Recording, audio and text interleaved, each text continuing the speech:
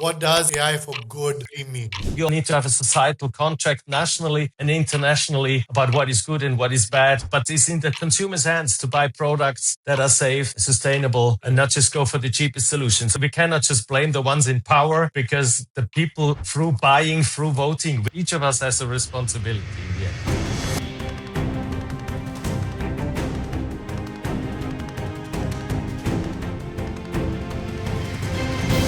Today I'm delighted to have with us Ambassador Thomas Schneider from Switzerland. As the chair of the Council of Europe's Committee on Artificial Intelligence, he ended up negotiating the first binding international treaty.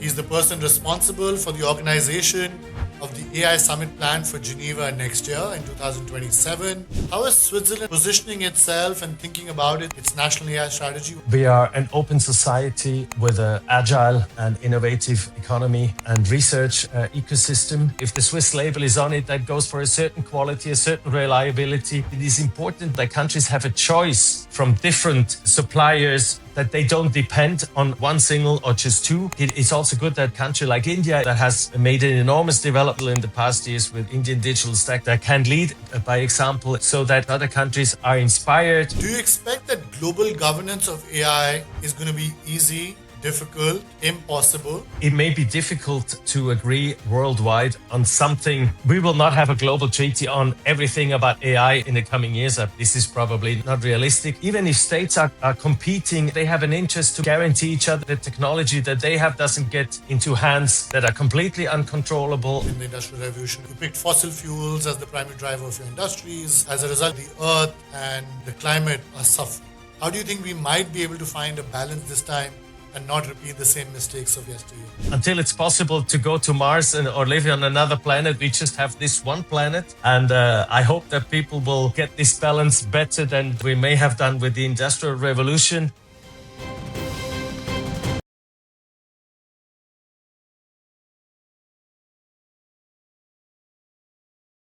Ambassador Schneider, welcome. Thank you very much, and it's a pleasure to be with you. Ambassador Schneider, I want to start us off with a question specifically about Switzerland before we move on to the broader set of questions around AI and global governance, which I know you spent a lot of years working on. But let's start off with Switzerland. Switzerland as a country has, of course, been at the center for global governance in many fields, not just in AI, is the home to many global governance organizations, of course, as well. But also as a country has positioned itself as a large industrial power, has large corporations based out of Switzerland in the traditional industrial world. And that's why my first question to you is, how is Switzerland as a country positioning itself and thinking about its approach to AI, its national AI strategy? What are some of the key pillars of that approach? Thank you very much for this question. Well, you know, Switzerland is a rather small country in the middle of Europe of about 9 million people. We are an open society with an agile and innovative economy and research ecosystem. So for us, it is very important to have a rules-based national but also global order where everyone can freely develop, and as long as you respect some basic rules, respect some basic values, you can use new technologies to try and do some good, to try and create new innovative business models. This is the basic approach where we think, is something that is at the core of our engagement internationally. And this is why also nationally, we try to have a societal consensus about what are the limits, what is the framework in which this freedom to act, to innovate can be exercised. And so our principle is normally as much freedom, as little regulation as necessary, but as much necessary regulation as necessary, so that no one is left behind, that negative impacts are minimized. And this is the way that we function. Our participatory political system nationally, of course, has shaped our approach. Also internationally, we try to talk and listen to everyone. We try to find solutions that are acceptable to everyone. And within this framework, then, of course, people and industry can compete with each other. And so our national strategy is following the same lines. The basic framework, the bottom line is the convention that you mentioned of the Council of Europe, that tries to make sure that existing protections of human rights, of rule of law, of democracy apply to AI system as to any other technology. And within this, countries are free to develop their own way of governance, to foster innovation, to allow progress, but within these limits of there's no need to create new further going rules, but we want the existing rules, the existing protection levels to apply also to AI. That means that whether human beings are working with each other or a decision is taken by a machine, if something is wrong, any person should have the right to challenge such a decision, whether it's about your personal social security or in healthcare. AI is used that people have the right to know what the machine is doing. If they don't agree, then they can take such a decision to a court. And therefore, there are some necessities for documentation in order that people can live an autonomous life within and use these technologies at the same time. Yeah. So I think I've understood you correctly. Basically, on that spectrum of innovation versus regulation, closer towards innovation, only the necessary regulation so that there's the existing rights of the individuals are protected and societal goals are met, but at the same time, innovation is not hindered.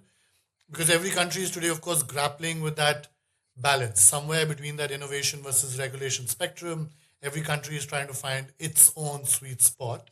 Some countries, of course, are on the innovation extreme with very little regulation. And of course, some are higher on the regulation versus innovation. But from a competitiveness standpoint, also, Ambassador Schneider, if I may ask, one of the things that we are noticing around the world today is that there are two countries, the US and China, that have taken the lead in the world of AI. Switzerland, of course, ranks very highly on many metrics around R&D and innovation, at least the charts I've seen. How are industries in Switzerland, companies, corporates, and industries generally positioning themselves to make sure that they are not left behind? Because, as you've seen, I've written a book called The Great Tech Game, in which one of the key lessons I drew out from history was that games change. Games around competitiveness change, and new eras come around, new technologies come around. And if countries or industries keep ending up playing the previous game and don't reposition themselves or adapt to the new games, they often get relegated to the annals of history. So from that perspective, I wanted to ask you, how are industries and even the government in Switzerland repositioning itself for ensuring that Switzerland's competitiveness doesn't get hurt in a world where two countries seem to have taken the lead, seem to be spending all the R&D dollars, seem to have the best research talent, seem to have the best talent sitting there, but more importantly, a lot more capital being allocated, and then seem to have the critical resources also at their disposal. So the question becomes, for countries like Switzerland and others in the world, how are you going to position yourself for continued competitiveness? Thank you for this question. And of course, I think every country, every economy, every society is challenged by new developments, but that's the way life goes. We already had the first industrial revolution where, for instance, Switzerland was way behind our neighbor countries when it came to building train lines, etc., etc. They were already discussing to build the lines around us because we were so far behind. And then some people in Switzerland, that was the middle of the 19th century, some people in Switzerland took action, and they did not just create railway lines. They created the famous ETH university that is now among the top 10 globally. Also, when it comes to AI, they created a banking system because there was no bank that was big enough to actually give loans to those that built the railway systems. So a whole ecosystem was created in a fairly quick time. We caught up. Now we are known as the railway country in the world, one of these with the most dense, most efficient railway system. So, and there are some similarities to now. There's new developments. The development is very dynamic.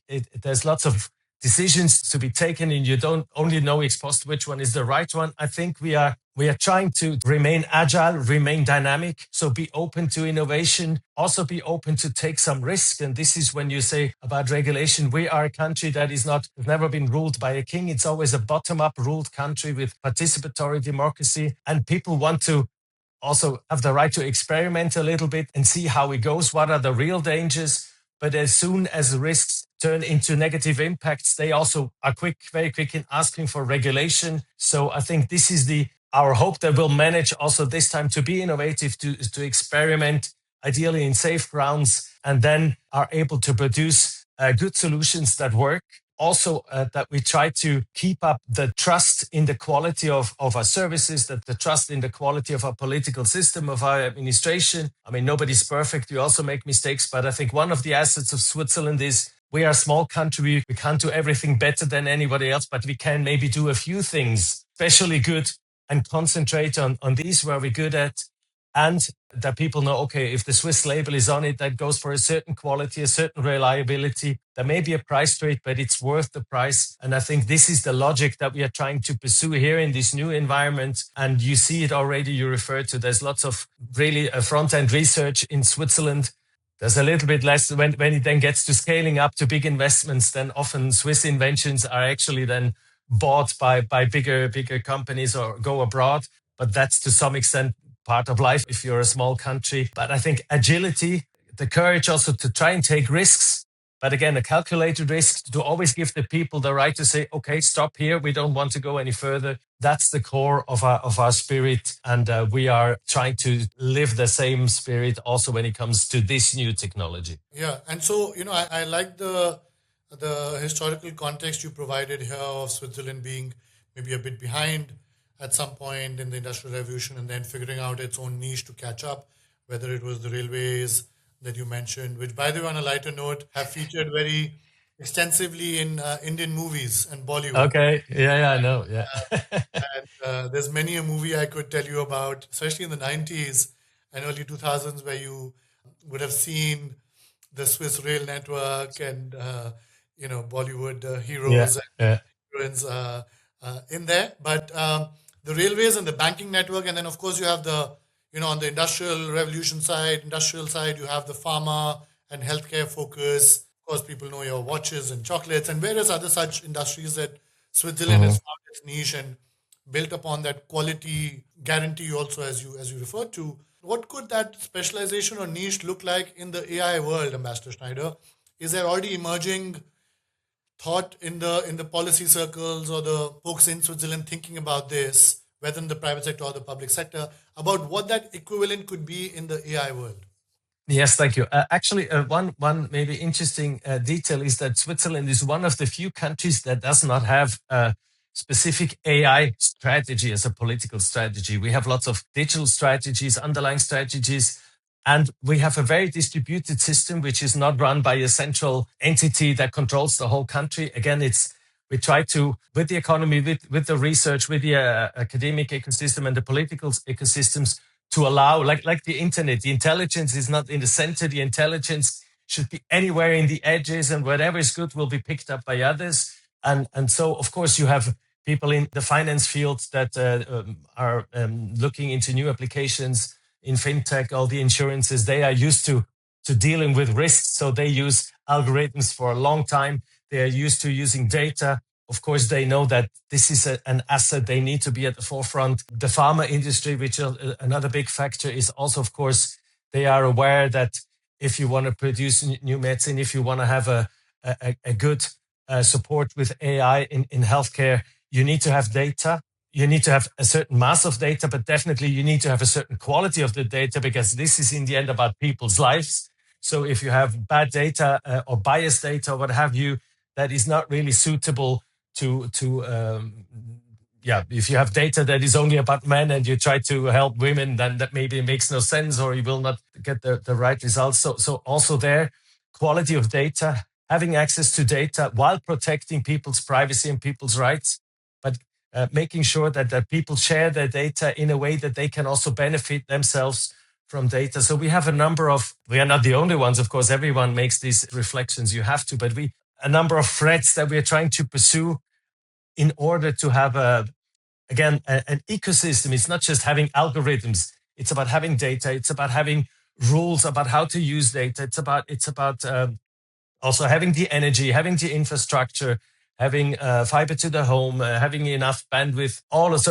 Having the skills of the workforce, having the skills of the administration. It's not just about one element. You may buy algorithms, but if you don't have data, or if you don't have the storage capacities and so on. So we try to see the big picture and how this all plays together.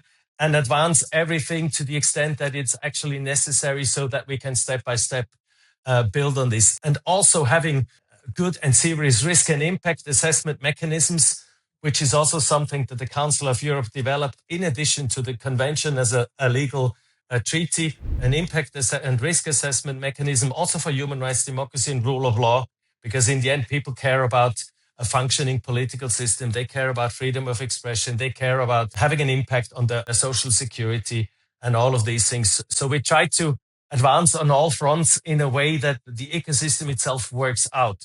And if something goes wrong, that we realize it and that we can correct it, always together with the people, together with the industry, so that we get a reasonable way of using these technologies while minimizing damage created to anyone. No, that I think makes sense, to focus on the foundational pieces, the foundational layers, and then hope that the magic will happen. And maybe one thing, of course, that I forgot, as I said, we are a population of 9 million people. We are growing every year, but we will not become as big as India for the next million years, I guess. So we need to, and we've always been partnering with others. Of course, we have our European neighbors that are very close to us, but we also have other countries. There's lots of economic and other cooperation with India and with other emerging economies. And of course, it is necessary to partner with each other in a peaceful and respectful way, so that we can create win-win situations, not just for us, but also for the others. I think this is important in a world that is as complex as and also the many challenges. I think we need to respectfully partner with others. Otherwise, no one will in the end get nowhere, because we are sharing this planet with many, many other people. I think that's absolutely right. And I think that this idea of AI for good, AI for all, an inclusive, sustainable AI framework, where you're managing risks yet enabling innovation, is, I think, ultimately what's the baseline for many countries around the world. But and that's including India, right? Including India, and I think many other countries in the global south. That's the starting point, or that's the broader framework that many policymakers want to embark on. But in an increasingly geopoliticized world, a world which is today characterized by fragmentation, fraying of old alliances, friendships, whether it's the transatlantic one or others around the world, where the rules-based order that the world has lived through for the last several decades seems to be under attack and in a state of churn. In a world like that, and where AI and emerging technologies have become, as I argue even in my book, have become at the core, have come into the core of that competition, do you expect that global governance of AI is going to be easy, difficult, impossible? Well, things are impossible as long as you don't try to make them happen. So I negotiated this treaty, but I'm not a lawyer. I'm an economist and a historian. And we've had more or less troubling times also in the past.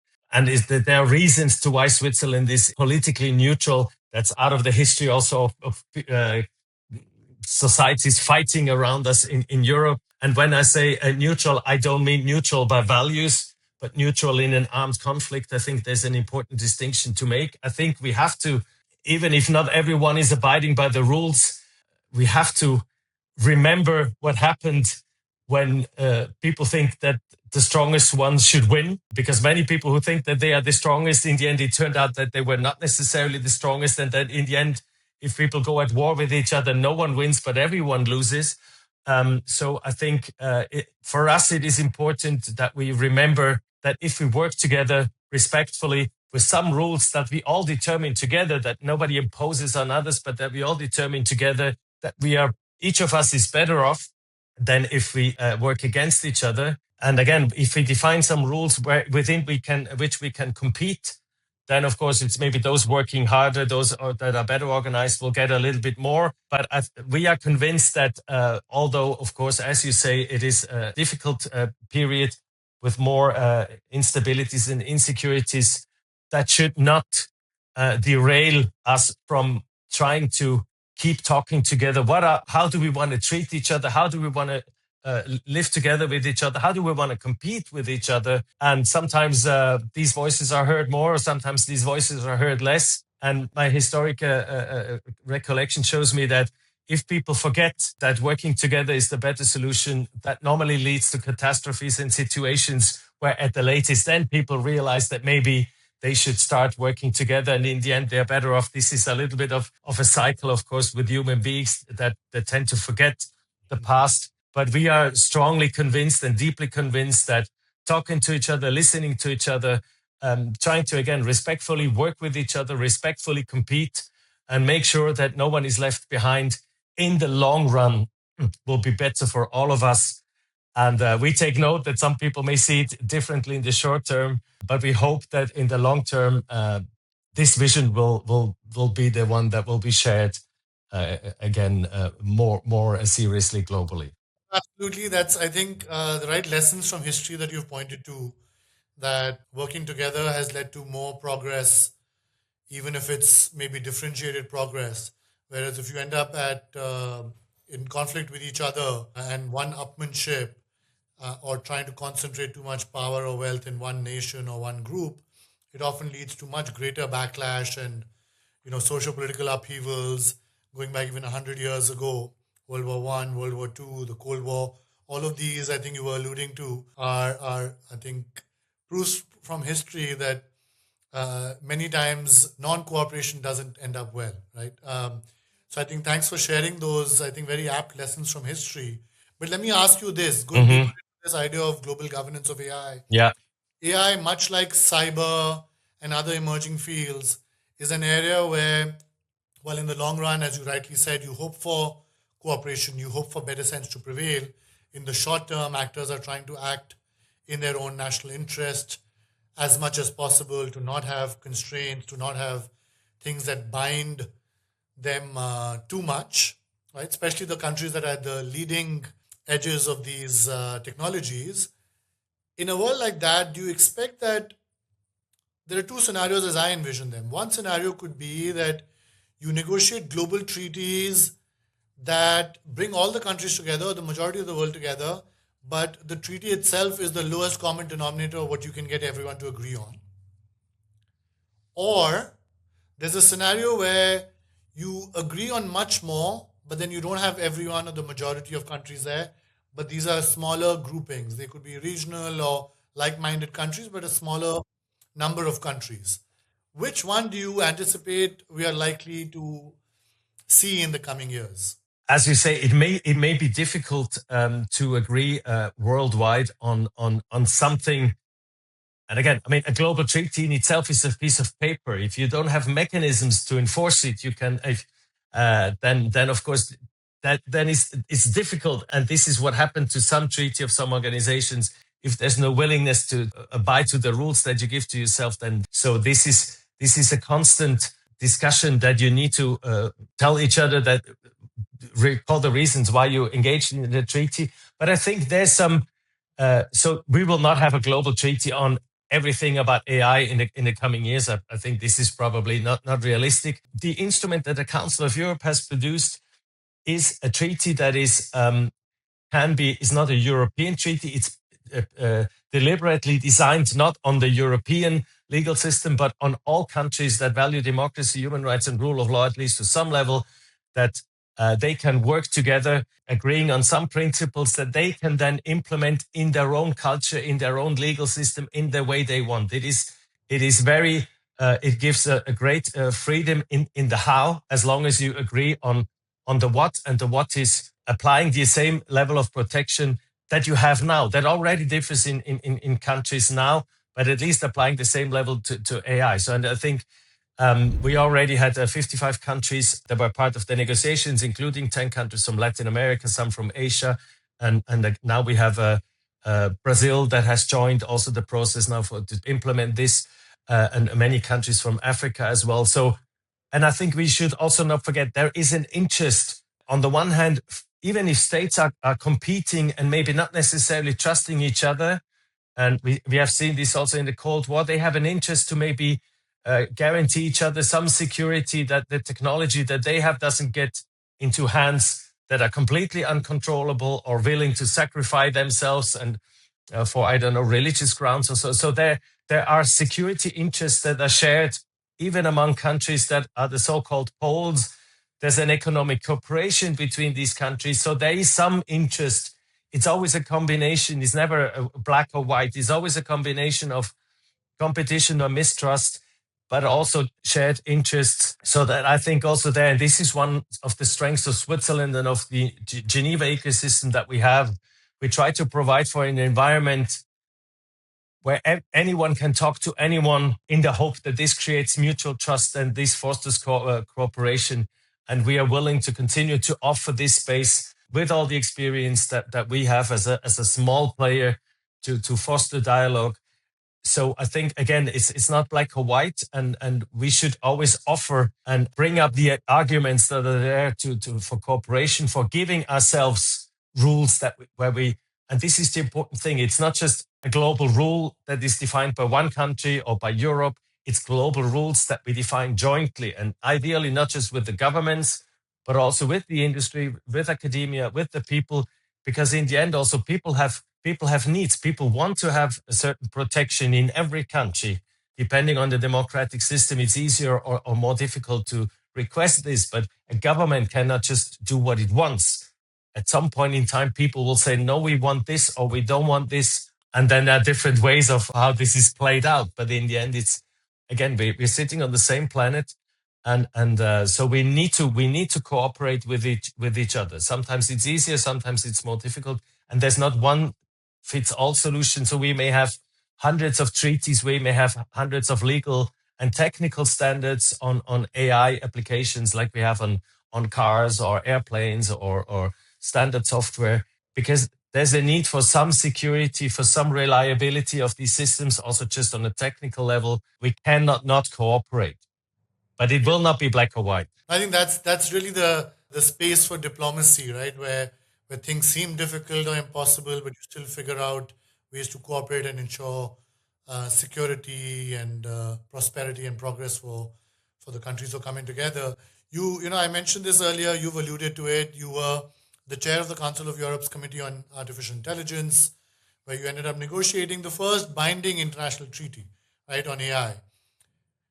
You've, I think, already shared some of the key principles maybe from that experience. But if I can specifically ask you to maybe articulate, reflect back, and think about what were some of the real practical challenges you faced in getting countries to come together to sign up to that binding treaty, and what are some of the practical lessons that you could offer, 3 or 4 main practical lessons you could offer from that experience?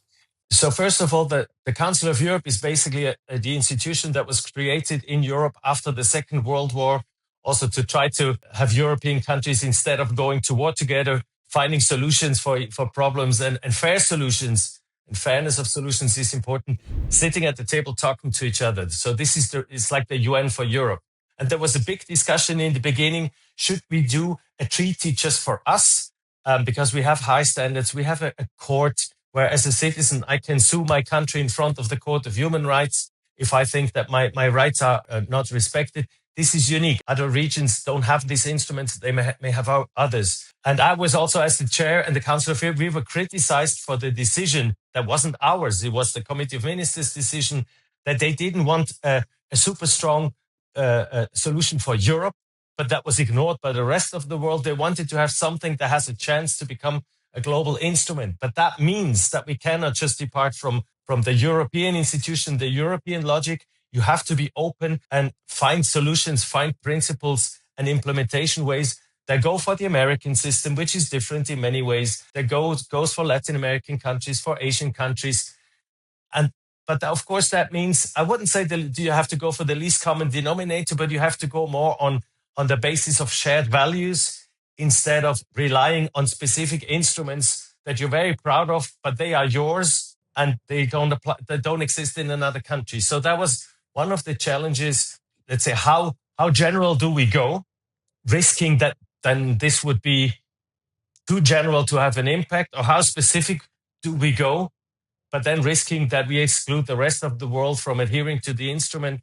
That was a very big discussion within Europe, but also with the other countries.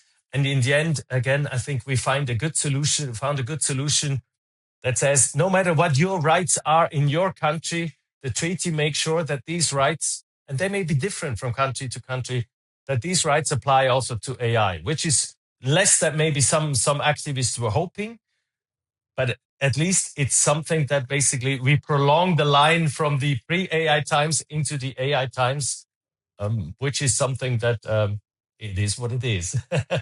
But it was a very hard negotiation, in particular between Washington and Brussels. And of course, they also had the national narrative that people in Brussels were under pressure to basically try and get the US to be more closely adapted to the European system, whereas in the US, they were under pressure that they didn't want to become Europeans and so on. So that was a very interesting, very intense, but also an interesting experience. And again, I think the key that I learned is the word interoperability. We are not the same. We are human beings, but our life circumstances, our histories are different. Our experience, our trust in governments, in power is different depending on your history. Again, some were ruled by a king. They went and killed him. Others, in my country, we never had a king. We've always been a bottom-up society where we want a government that has as little power as possible, and the people want to have as much say as possible.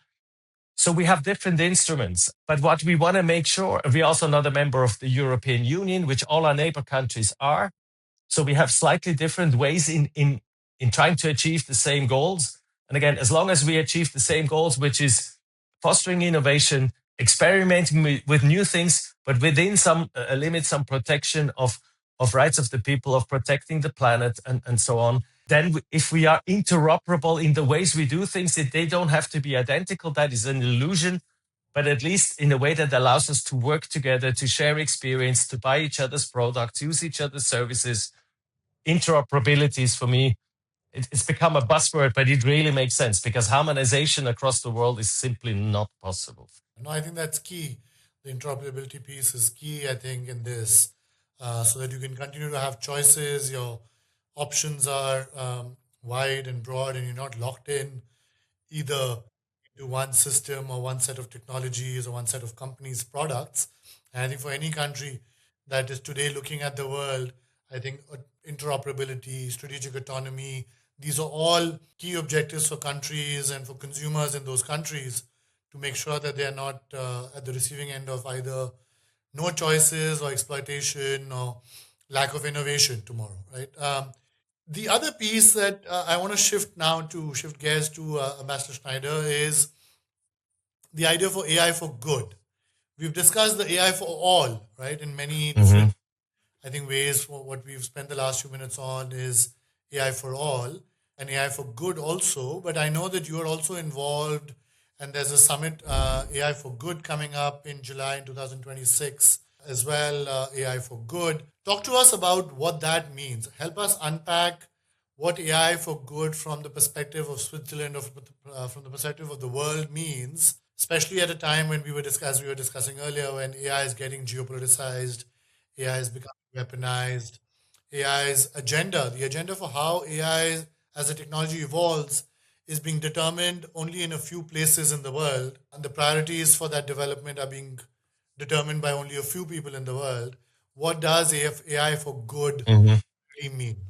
Yes, thank you. Well, in fact, the AI for Good Summit is an event that the ITU, the International Telecommunication, which is based in Geneva, has started in 2017 in partnership with more than 30 other UN institutions, but also non-UN institutions, universities, think tanks, etc. They started with 200 people in 2017. Last year, they had like 11,000 participants. It's basically more than doubling every year. So we don't know yet how many there will be this year. And Switzerland is like the co-host of the event, but it's about 40 institutions that work together. And AI for Good means that with any technology, you can do something good or bad. Like a hammer, you can use a hammer to build a house, or you can use a hammer to crush a person's head, which is something that is very bad. So again, you need to have an idea what you should do with this. And we know by now that there's a huge potential to use data and AI, again, to make our health care systems better, to have a more targeted education system for people with special needs and so on. So there's a huge potential to use our scarce resources like energy, optimize our traffic system. So there's a huge potential everywhere with AI, but it can also be used for the opposite. It can be abused. It can be, and I think what you said before is crucial. It is important that people, that countries have a choice, that they can use different services from different suppliers, the ones that they don't depend on one single or just two. And I think it's also good that a country like India is that has made an enormous development in digital in the past years with the Indian digital stack and whatever is going on, that we have more and more countries that become players, that offer services, that offer good practices, that can lead by example in many ways, so that other actors, other countries are inspired, but that we can also choose, okay, this service is actually something that is good for me, or this fits our society, the way we work. We take this one and we don't use this one because, of course, AI for good. The question is who defines what is good and what is bad, and good for whom and good and bad for whom. So this, but the ITU, of course, and the UN system builds the AI for good on the 17 Sustainable Development Goals, which go from protecting environment and so on, but also to societal goals like education and skills and human rights and so the slogan there is leave no one behind. So if you use AI for good, the idea is that every single person in the world can benefit from AI and no one is left behind, to try and use that famous sentence, but that still makes sense to us. So, and the AI for Good Summit is basically a gathering to share these best practices from all over the world, from players, from industry, academia, governance, etc., civil society, that we can learn from each other how to use AI for good. It's not a necessary political event, but of course, sharing good ideas has a political power, because if more people are using it. But again, you can, like a car, you can use a car to drive somebody to hospital to save the life, or you can use a car like what happened in the past years several times around the world to drive into a gathering where people celebrate or people have a party. You can drive a car into people and kill them. So, and you cannot put a fence around every single gathering of people. And normally it's not daily that a car drives into people and kills them. So that you may have laws, but you also need to have a societal contract nationally and internationally about what is good and what is bad. And even if you don't have a law, a legal instrument for everything, to make sure that people feels responsible for themselves as part of this society, and by their own will behave in a way like treat your neighbor like you want to be treated by your neighbor. So AI for Good is something that only works, again, if you have shared values, if you have a discussion about what is good and what is bad. And the background for us that we still stick to is, of course, the internationally agreed sustainable development goals that are for us a very important guidance. And this is why we also support the ITU and UNESCO and all the partners, UNDP, etc., that work together with this AI for Good Summit. And there's other similar events that also try to help people to use AI for good. The other piece that I want to touch upon, which you mentioned briefly as part of the SDGs, the Sustainable Development Goals, was the piece around the environment. The ecological impact of AI, the current approach being followed by the countries at the leading edge, is that of building bigger and bigger data centers, bigger and bigger models. And that's, of course, coming with very energy intensive requirements. The world has had, I think, again, going back to history, which you've been to also, an industrial revolution in the past where the energy or the ecological impact of the energy choices at that time were not necessarily taken very seriously. Going back 150, 200 years ago, you picked fossil fuels as the primary driver of your industries. You grew with scale as an objective, not a balance between environment and growth. And as a result, you've ended up in a scenario today where the earth and the climate are suffering. How do you and maybe Switzerland as a whole also think about this challenge between innovation and AI growth and innovation on one hand, and the ecological impact that these technological choices sometimes inevitably have, but the implications of which take sometimes tens of years or decades for the for humanity to realize. How do you think we might be able to find a balance this time and not repeat the same mistakes of yesteryear? Yes, there's a big discussion to what extent people humankind keeps making the same mistakes. But the problem is the situations is always every time slightly different. But if you say also, of course, with the Industrial Revolution, it took some time for people to realize some of the negative effects. For instance, in the early 20th century, people were running behind cars because they liked the smell of the exhaust. They didn't know that this was causing cancer at that time, but we know it now for, I don't know, 70 years, and still we haven't fixed all the issues. And also, for instance, I think it's easier to fix the smaller issues like car safety.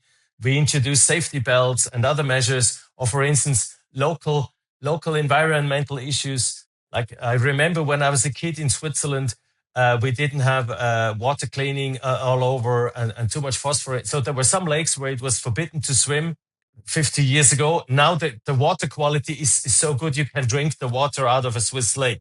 But this is a local thing. If the neighbors, if those living at the lake agree, maybe we want to be able to swim in the river, or in the lake again, they can solve this problem locally, which is easier than to solve a global problem like global warming. And so I guess, yeah, to some extent also there will, first of all, we need to have enough research and confident, some level of security about what are the real problems, what are the real challenges. And we may still have people who deny this. We just witnessed recently some decisions about climate change that, yeah, you may question whether this is really based on so-called evidence-based policy making, but that's life. But again, there, I think we need a coalition of the willing to start with, to say, okay, we try to go with best intentions, find the right balance between being sustainable and thinking about the future of our children and grandchildren. Yeah, you will have competing interests. But I think as long as, until it's possible to go to Mars or live on another planet, we just have this one planet. And I hope that people will get this balance better than we may have done with the Industrial Revolution. And yeah, also there, I think we need to talk about technological solutions. Sometimes technological solutions can be solutions, but normally technology creates new challenges while you try to solve a problem. In the 1960s, people were thinking that nuclear energy was the solution to all the problems by coal and oil energy, and then we found out that maybe this also has some dangers. But then again, also with many things you do, if you have a safety net, if for instance, if you have to pay for the risk you run, if a nuclear plant has to pay an insurance for the potential damage it may create, then maybe the plants wouldn't be built. So liability, I think, is a core issue. If there's an agreement that for whatever you do, you're actually liable. If you cause damage to others, then you have to pay for it. You can create incentives that make also industries or politicians behave, because if you're liable for what you do, you think twice, do I want to run that risk?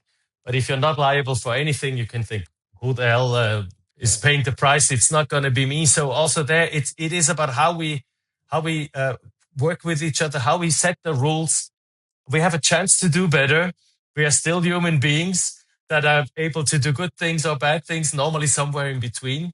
So again, we think that dialogue and being honest and respectful and evidence-based policy making based on evidence would be the solution. I hope that we can convince as many powerful people, be it from politics or from industry, that they follow this road. But the people will have to, in whatever way they can, they have to insist and tell their governments, also tell the industry, use the product. It's in the consumer's hands to buy products that are safe, that are sustainable, and not just go for the cheapest solution. So we cannot just blame the ones in power, because the people, through buying, through voting, we give power to the people. So each of us has a responsibility in the end. No, absolutely. I think I couldn't have put it better. I think ultimately the consumers, much like voters, have a way of shaping the choices of corporations and decision makers. that sometimes end up making decisions for the short term, and want to take the benefits onto themselves, but want to distribute the liabilities much more broadly. So I think very nicely put. Let me now move to the upcoming India AI Impact Summit, Ambassador Schneider. What are your expectations from this summit, especially as someone who will be leading maybe the organization of the next one? What do you expect and hope from this summit? Yes, first of all, we are very thankful to our Indian friends that they host this. It's the first time that Summit India series, which is still young, is taking place in a G77 country. I think this is very good because, of course, the UK started this. They put a focus on safety because that was in 2023. That was a key issue. Then it was Korea, France. That every country put a particular focus that they thought is important from their point of view. So it's good to have a country like India presenting a focus from an Indian point of view. And we do have a lot of things in common. We may be Switzerland, we may be a so-called first world country, but we do have challenges that are the same. We need to make sure that everyone is educated, that people know how to use AI, what the risks are, but also what the opportunities are. We don't want people to not use AI because they may deprive themselves of opportunities. So you need to have access to technology. We have 4 languages in our country, which is not that much, but we have one that is spoken by 30,000 people and doesn't exist anywhere in the world. We try to also help them to use AI to help this language to survive. So it's called Romansh. It's like a mountain version of Italian. It's a Roman language which it developed in 5 countries. It's 2,000 years old. It's still spoken by 30,000 people, which would be a very small city in or town in India. Neighborhood. So we have, for instance, neighborhood. We have the Swiss universities have developed an LLM which is called Apertus, which is the Latin word for open, which is not meant to compete with ChatGPT or the big LLMs, but it's something that they built. They trained it on 1,000 languages. So it's something that is meant to be a blueprint that can be used by communities that don't have billions and billions of texts and of computing power. It is all open source. It has a curated data set that is not just anything you can find on the internet, but also there we try to not go for quantity, but for quality. And is something that they produced, published in September, October last year, and it has fallen on a huge interest, in particular by communities that are smaller, that are not like the biggest 10 languages in the world, but small communities. And if this is a useful tool that can help them use AI, can help them cultivating their culture, their language, using the tool in their language, we hope that this is gonna create a value added. So this is just one thing. And I think I co-chaired the one of the 7 chakras for the Indian Summit together with colleagues from India and from Nigeria, which is about empowerment for social inclusion, which is one of the 7 key themes for India, which is one important one. The others are also important. So we're very happy to see that, the idea that everyone should be able to benefit and not suffer under AI is very strong in the Indian Summit. Also, the 3 sutras. I think people, progress, planet is very simple, but it makes a lot of sense. We have many things. I think it's a very nice framing that our Indian friends put in this summit. And we plan to hope to be the next country. And of course, we'll build on this, that we say, okay, there's bigger cultures, bigger industries, there's smaller ones. AI should be every culture, every industry, every company should be able to use AI. So let's create this ecosystem that is not just a few big ones and we ignore the rest, but there's something in it for everyone. So we are very happy to see this focus of the Indian Summit. This is something that we think is a necessary discussion to have, and we fully support India in this. Yeah, and I love the example that you brought out of the language apparatus, because of course in India, as Indian companies, Indian startups, Indian researchers have thought of where in the broader AI ecosystem should they focus their efforts on. One of the pillars for innovation has been around the multilingual issue. That, of course, the global models focused on English and the more widely spoken languages, because that's the data they're ingesting, That's the data that's more available in the digital world. Many startups, and I'll point to Sarvam in the case of Hmm. India as one of those examples, Sarvam AI, that's taken the multilingual data, multilingual diversity of India to say, okay, how can we build for these groups that might not be represented in the broad models? And I think that's a great area of common interest that could be found between countries like Switzerland and India. Okay, what does your research suggest? What does India's research suggest? And where can then we maybe learn from each other to build AI for all and AI for good? This has been great. I want to now enter into our rapid fire segment. Ambassador Schneider. We've had long and very insightful references to history and democratic politics and how that plays into AI. In the case of Switzerland, grounds up democracy. Um, but let's now enter a section which is going to be short and brief and rapid fire. So I'm going to ask you some questions that might not be as complicated, but sometimes can be. But we'll keep our answers brief and run through these questions. So let me start off with some questions around students, right? Which is a key audience for us for the podcast as well. If you were talking to a 15-year-old high school student in Switzerland, Ambassador Schneider, about AI, how would you describe the importance, significance, or challenges of AI to that 15-year-old high school student? My kids are now 20 and 22. So they just, I would say, use AI, but think about what skills you can basically delegate to AI, but which skills you want to keep to yourself. So if you want to be the master of your life and of your future, there's some things you need to at least know how to do them, and not just let everything be done by AI in a way that you have no idea what this is doing and what comes out. So you have the one that has to be able to judge what is coming out and value or disvalue how to use AI. And if your children were to ask you a follow up question on that, to say, Dad, tell us which are those skills according to you that I should delegate to AI today and which ones I should maybe focus more on developing on my own, how would you answer that? But trying to put it simple, the creative process, I think it makes sense to keep that to the human being. So having an AI, an LLM, a large language model summarizing 500 pages of scientific research into 2 pages is something that the machine is probably more efficient than yourself. But then considering, okay, whether something is missing or whether the machine got the balance right or whether you agree with the value judgment that the machine would make, and how to apply this maybe to a new context. So let's say the repetitive work can be delegated to the machine. This is what we do with production machines, with cars, but a car can still not jump across a fence. A horse or a human being is still better in jumping a fence or climbing somewhere. So whatever is special, whatever is unique, whatever applies, it also needs intuition, which is a strength that we as animals or human beings have. A machine can only calculate probabilities and then repeat what has worked most probably in the past.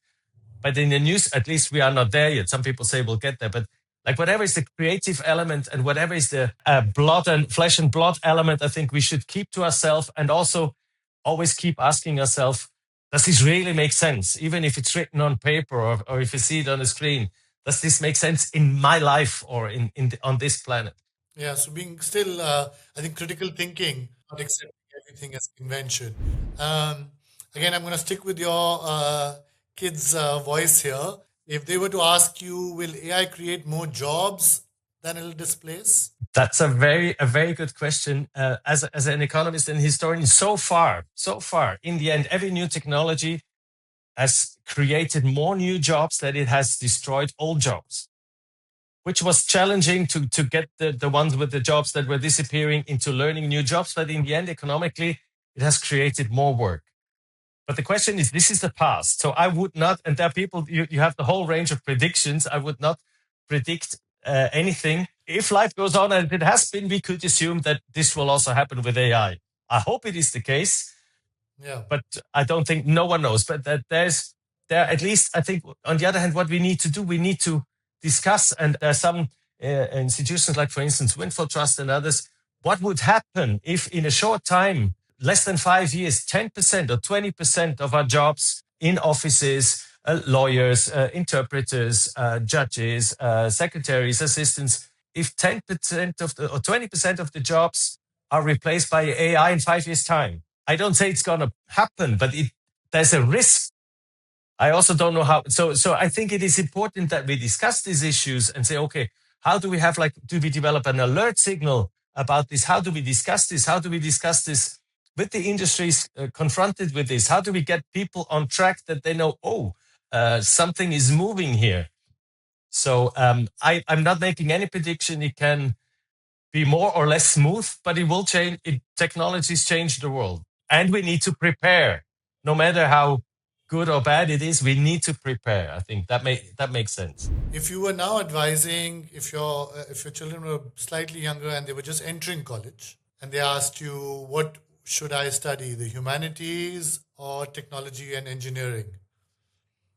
I personally was always interested in everything, and my kids are similar. But then, of course, you can't study everything. I say whatever you do, try to keep the other issues as a hobby.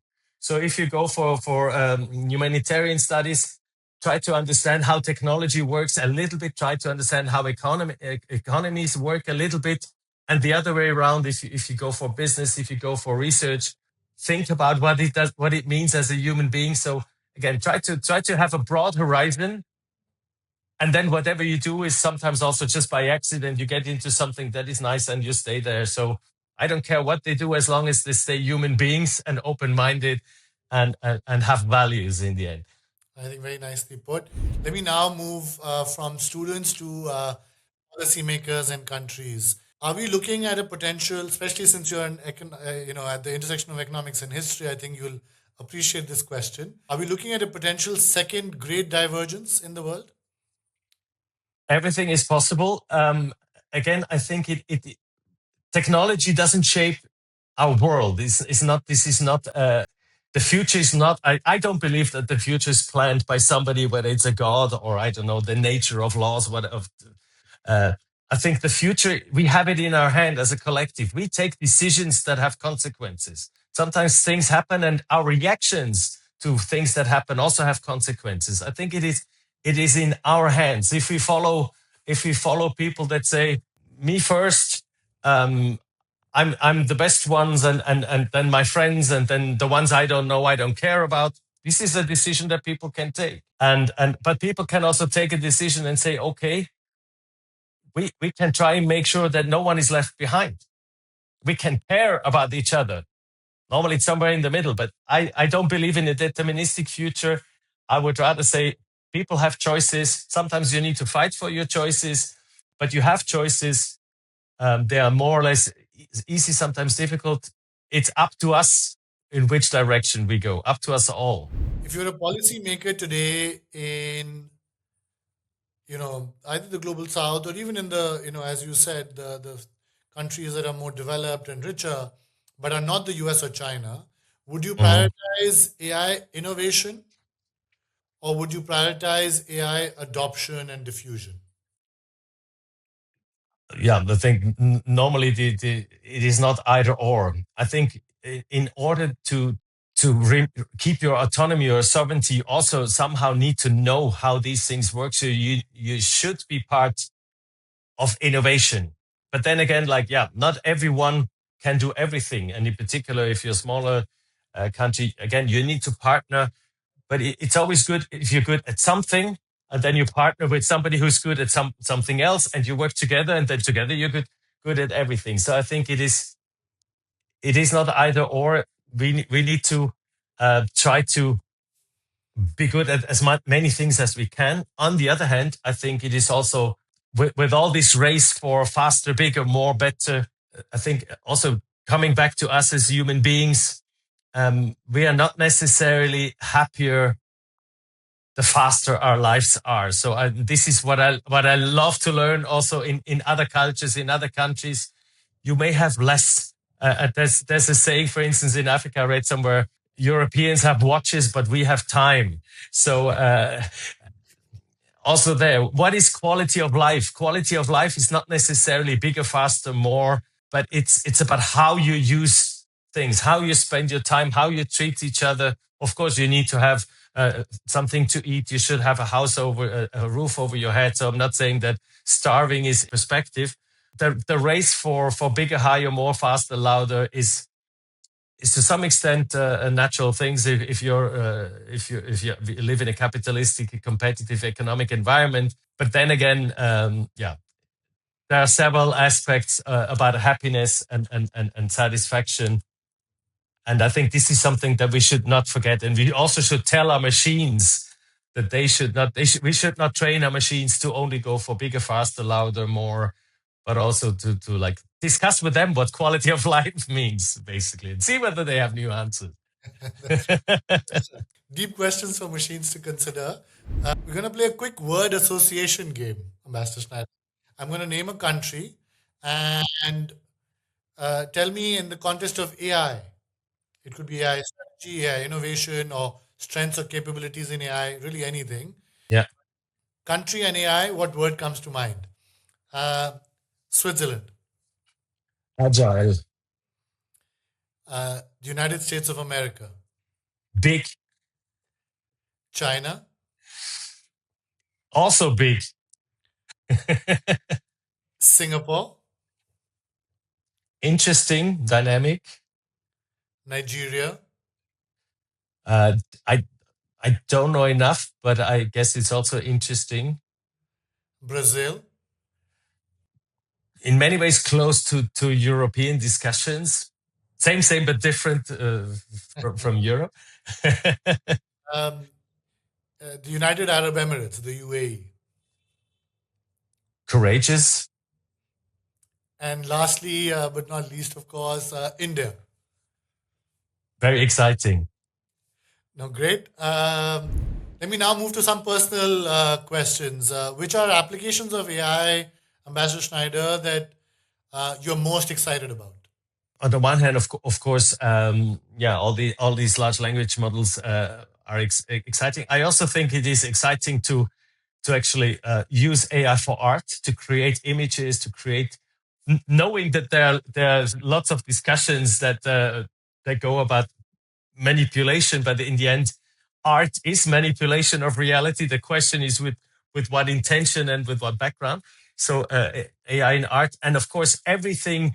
But I don't do it myself. I work for a government. Everything that makes processes more efficient, consuming less resources, where you can reduce, that people or goods have to travel around. I think it's exciting to use AI for good and use AI for fun. And I think it's not exciting to use AI to damage or harm other people, whatever it is. Who are the ultimate decision makers today, Ambassador Schneider, according to you? The ultimate decision makers that are today driving the path of AI? Companies, governments, or the people?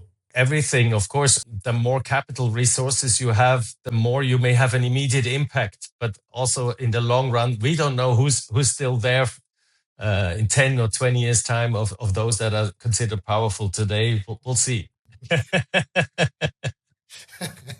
Very diplomatically answered, Mr. Schneider. I'm doing my job for more than 20 years, so That's right. hope But I that has think an effect. we can infer what you were alluding to. Uh, Personally, which application of AI are you using the most? The most, actually, my job is actually DeepL. It's a translation software, because I work a lot with different languages, and sometimes it's just also faster or you consult and say, what would DeepL say? That's actually the one I'm using most. But then, of course, everything that I use has algorithms in it.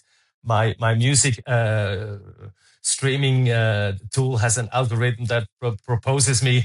Also, there's something similar to what I've been listening before, which is many times nice, but sometimes boring, because sometimes it would be good if it would propose me something that I haven't heard yet. And so, yeah.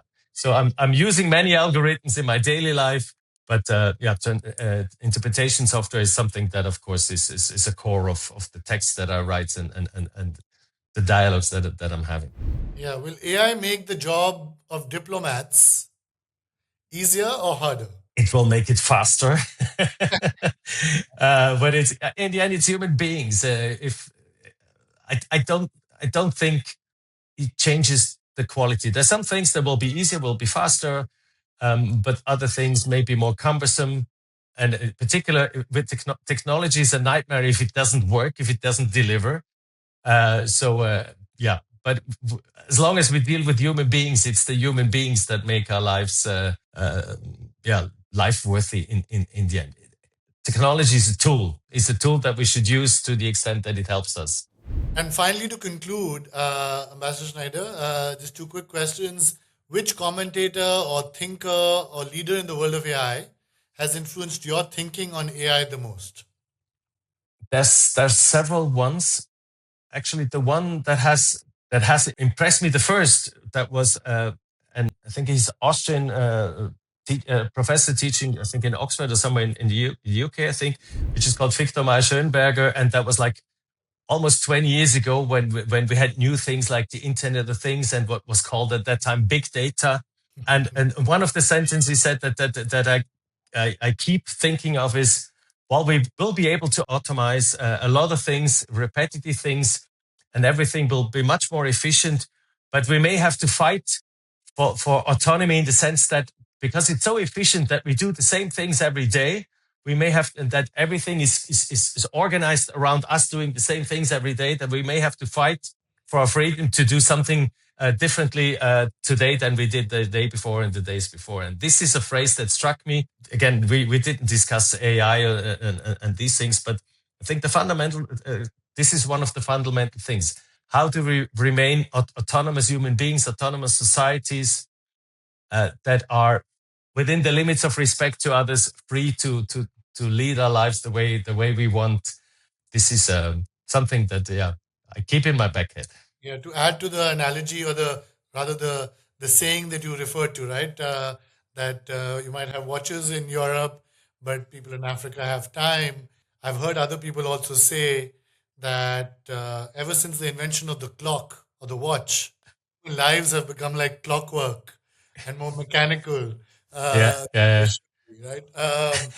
The point you were making earlier about quality of life yeah. and slowness and all of that as well. No, great. And lastly, books that you'd recommend our listeners read, and they can be really from any field, especially given that you're an economist and historian by training. And so, one, books that you recommend, and second, podcast guests that you recommend. We have. Yeah, to be honest, I don't have that much time to read books, and when I read them, I normally forget the titles. But there's one book. It's an economic book by a French guy called Thomas Piketty, who is at least in Europe is quite famous. One book that I read that impressed me was the title, at least in German, is The History of Equality, where he shows that also over time across within the same country, also inequalities, and you can have capitalistic systems with competition, but it's not a God given that the richer need to become richer and richer and the poorer need to become poor. As a society, you can take decisions that make you a more equal society or a less equal society. And for instance, the history of Sweden, where the differences was very strong at some point in time, then they voted for politicians that actually brought the society closer together. And so this is also a book that I can recommend. It's also about, that we in our society should keep discussing, how do we want to live together? What is a fair competition that we want, so that the ones that are more hardworking can get further? But what is the minimum level of equality and solidarity that we also want? Because I may have an accident tomorrow, and I may need your solidarity, no matter how rich I am. And maybe, and that we can shape this together. It's not, as a Swiss, I would not say it's not the politicians that decide. It's us that elect the politicians and that go on the streets if we think that the politicians are not doing the right thing. We are the masses. We have some power as consumers and as voters. I think very important to keep in mind. No, great, but thank you so much. I think this has been a great conversation. I think you bring a certain level of, I think, practicality, but combined with a very long term sort of eye on the long term and eye on humanity, I think, as the core fundamental block that brings us all together. I think, which is rare now, rarer than it should be. So I thank you for bringing that lens to our conversation. I think time and again, no matter what question we were discussing, I found that you were bringing a very practical understanding of the world and its realities, the pragmatism of someone who's clearly, negotiated treaties and brought countries together, by the same time focusing on the humanitarian piece here and the long term, as opposed to short term gains that sometimes humanity gets stuck in. And so, thank you for doing that, I think, in our conversation today. And then, of course, look forward to maybe coming and visiting you in Switzerland for the next one. Thank you very much. Pleasure is on my side. Thank And you. thank you so much, Ambassador Schneider.